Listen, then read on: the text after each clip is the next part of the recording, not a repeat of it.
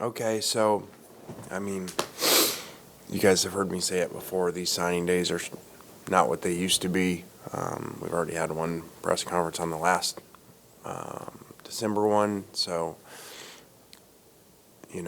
certainly seems like almost everybody signs early nowadays, so not a lot of action today. Comparable. It'll be interesting to see the percentages when they come out. It feels like it's like 90% sign early now. So, signed a few kids today to add to the class. It's kind of strange even looking at numbers because, you have the first class, you have this class, and you have transfer portal guys that everybody follows closely and potentially transfer guys that haven't started school, so they may not be on our list even though we have their papers. So just kind of some strange rules around that. So, I think this one says 28 or 29 guys on it. So, I think when it's all said and done, including the next window that opens up, that'll well be over 30 players again this season. So that's kind of the world we live in now. Your rosters are changing. We have a whole new set of issues to deal with as head coaches and coaching staffs that, your roster turns over so much with all these guys leaving, coming in. It does make it challenging, but everybody has the same challenges as far as, culture and, creating that just because you have so much movement now.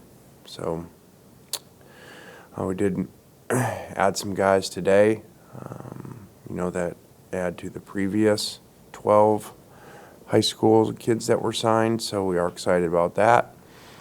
And I guess this is our first time really of having the majority of the portal guys able to talk about that.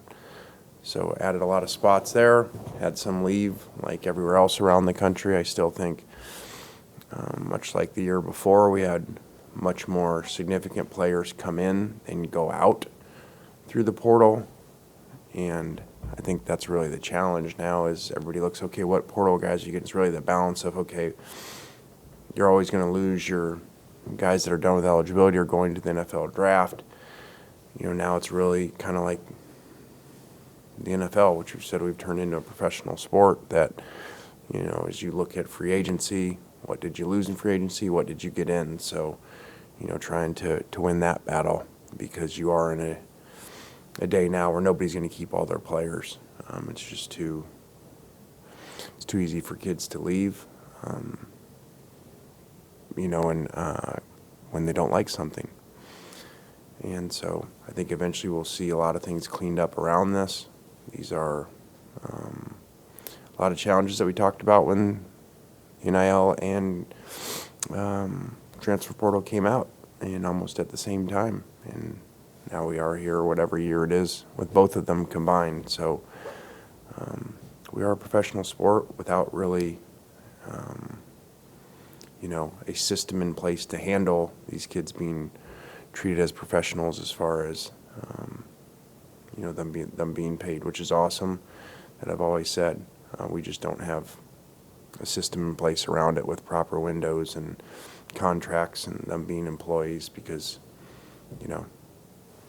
and you got to figure out, do you sign high school kids or portal, and what's the balance there? Because it's great to sign high school kids, but what are the percentages that you're going to keep those kids now? Because as you see around the country, if they don't play good, they leave because they want to go play somewhere. And if they play good, they go because they get bought, to go make more money somewhere. So a ton of challenges there, and hopefully eventually someone fixes the system and uses some type of pro model that's all over the place in every other professional sport, but this one. How do you decide which high school guy you take as opposed to, electing to pass on him and maybe evaluate him down the road? I mean, is it whether a guy can play right away or you think he could play within year two? Or how do you sort of make that evaluation?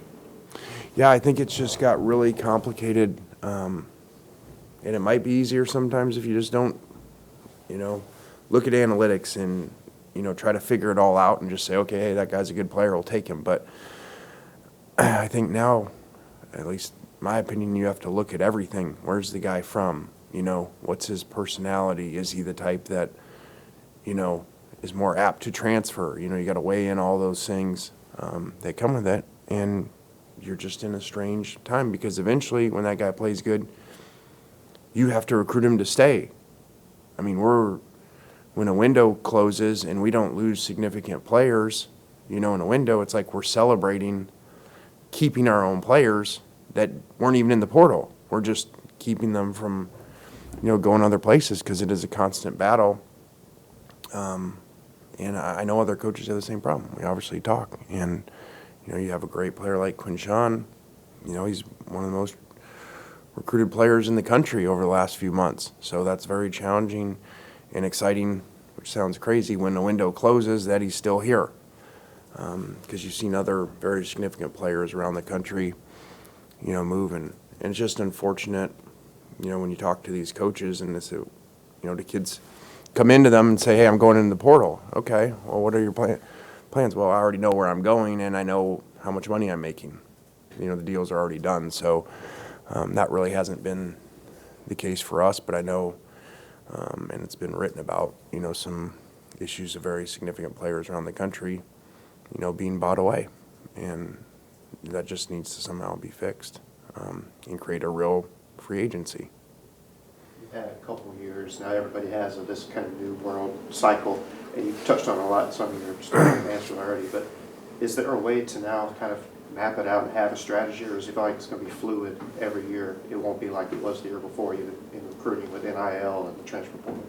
Yeah, I think until someone, you know, takes a hold and fixes it, you know, you're going to have these constant issues. And, you know, as you guys know, I don't give coach speak, so I kind of come up here, and I think a lot of people appreciate that because I get a lot of messages from people, fans, especially the media, that appreciate, hey, we know when your press conference comes, you're going to tell us what's really going on out there. And you, like I've said before, you have free agency without really proper windows, you know, and you have pay for play. I mean, you know, I don't think it's any secret that what the NIL was intended to be, and if you had awareness, you would know it was never going to happen that way. The way they set it up is it's pay for play. And how much money do kids get to go places? And if I transfer and go there, how much am I going to get versus how much if I stay? So it's very challenging. And, you know, it just feels like you're in a constant battle of you're in the middle of recruiting like you always were, and then you're recruiting your own kids. And you know, out there you would think you're recruiting your kids once they go in the portal to say, no, it's not. You're recruiting your kids not to go in the portal because they're being recruited, especially the significant young players. And the value of a young player that you can come take, like Quinshawn, is more valuable than the great high school player because now he can't leave again. So now they're, you know, actually recruiting even more or significant, you know, money being offered to someone like Quinshawn because now you have him for the next 2 years, no matter what, really. And they can't leave you. So it's very complicated. Brought in a couple of transfer quarterbacks, including Spencer Sanders, a guy who's really experienced. Can you kind of take us through the decision to bring in those two guys? And is this an open quarterback battle again? Yeah, I'm very excited about the quarterback room. I was very concerned about it from just pure numbers. You guys could figure that out. And my job is to put together the best roster every year. And, you know, we had a chance to bring these two guys in. I think Jackson did a lot of great things last year. I know Jackson, if you think about when he initially played versus the middle and end, dramatically improved for a young quarterback. We're very excited about him continuing that. And we were able to add two guys, one more of a veteran, kind of if you look at the NFL model, you know, a veteran free agent quarterback, and then a really young one, more of a draft pick.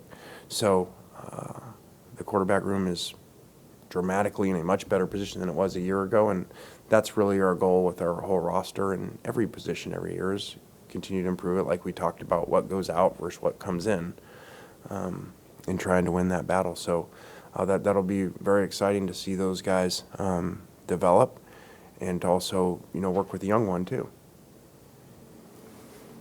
I know it's impossible to give a number on this, but when you look ahead to the next window in May, is there kind of an idea in your mind of how many more guys you'll be bringing in at that point out of the portal? I don't know. Again, there is no way to map out a plan anymore exactly of what you're going to do because there's too many variables. You've got multiple windows of free agency. Now the SEC to SEC window's closed, but everything else isn't. So you can say, well, here's what we have, so here's what we need. But then you're going to lose some of your own again, too. So you don't know that. And like I said, you're going to have surprises in this. It's not just going to be what it used to be. Okay, here's your disgruntled players that they're not playing very much. They were a highly recruited player. So we all know, okay, they're going to go transfer. And I said this at the beginning of it. This is going to go the other way. You're going to have really good players play well and actually be happy where they're at, but they're going to get offered to go make more money. Or they're going to, what they have now is a chance to opt into free agency, which why would anybody not do that? See what's out there, to make more money. So that's what's happened, and a lot of people get to the parents, not just the kids. So you're trying to protect your own kids and talk to them why they should stay, and then all of a sudden, these other schools get a parent. So this is a constant battle, and I don't know how to do the numbers part of it and say, okay, after spring, this is what we need, because I think the analytics are going to show you're going to lose more.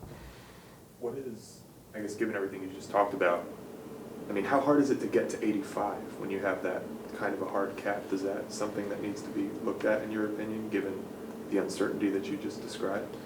Yeah, I think before, you always had the challenge of figuring out your numbers because you didn't know early on going into who's going to go to the NFL draft. Well, now you have who's going to go to the draft that you may lose, which was always a good problem to have because it meant they played really well. Now you have this whole other thing, which, again, to say the same thing. Your players that aren't playing as much as they want to leave, and then your good players may want to leave because especially a parent gets involved. So, and there's been documented cases of that nationally where one of the best player on a team, on a very elite team, all of a sudden goes into the portal out of nowhere, and he already is going to another very prominent program. So, like I said, you don't have, from the beginning, there is no professional sport that has a setup like this because it wouldn't work. It's why they have setups and they have windows and they have contracts so players can choose and sign, okay, I'm going to sign a 1-year, 2-year, 3-year, 4-year contract. And that's not what any of these are now. You may have just answered what I was going to ask. Obviously, in professional sports, they're employees. They have Yeah. legally binding contracts. Is that the only solution to take care of the things that you're talking about? I don't get into a lot of that because I can't control that, and no one's going to listen, to coaches on that stuff. So I don't know that. That has always seemed to me, and I don't study it enough to know the other issues that come with that, of that they should be employees because they need contracts, because that's what they're doing. They have contracts, but we don't really want to say they do, but they do. So they need them, and they need to have years on them, and so that they decide, hey, this is what I'm doing. But right now, it's crazy. You have kids go to a place and say, hey, coach, I was really thinking about switching to you, but, I'm just going to stay with this, sign, try it out for a year, and then if I don't really like it, I'll come to you guys a year from now. That's not good. That's not good for college sports. That's not good for a kid because, again, now kids go into this, and it's as soon as something doesn't go my way, I leave, and that's not how you want kids going into things. And that is an issue, and that's going to be a major issue. And I think you saw that at a national program this year where it started happening in the season when things weren't going well. And kids going, okay, I'm going to usually say, take my ball and go home. It's really, I'm going to take my money and I'm going to go to another place and get more. And I'm not mad at the kids. they're maximizing this flawed system. So I commend them. I don't think we've gotten the chance to talk to you about Coach Golding yet. How did that decision kind of take shape, and why is he a good fit? That was really awesome. There's no, I mean, we're talking about signing day, you know, and you guys talk about stars. That's as 5-star as you can get. And this has nothing to do with that you're beating Alabama and all of that. This is a great coach that everyone that's worked with him has always said from the beginning, even when he was at smaller places before that, that he was brilliant, upcoming, and Coach Saban even talked about it as one of the best interviews he's ever seen in the first interview when he interviewed him. So just a very unusual situation that someone at the top of their game, you know, you get to come here. So there were, you know, some family things that helped us there with, you know, his wife's family from here. And so that was great. Kind of like in recruiting, there's advantages. So we're really excited for them to come, he and his family to be here, and you know, to really help us, not just on defense schematically, obviously, like he will, but he's been a phenomenal recruiter too, and one that we've had to go against. You kind of got into it earlier, but more specifically, can you talk about the traits you look for in young offensive linemen, like the 5 in this signing class? I mean, it's all different, you know, center, guards, tackles, and what we're looking for. We really like athletic guys, you know, that can play multiple positions, which there's some of that in this class, you know, that you can always move around. And again, you know, you're always going to be in this where people are leaving and coming and going. So the more a player could play multiple positions, even more valuable up there, because you'll be thin at times. Anything else for Coach? All right, guys. Have a good week. Thanks.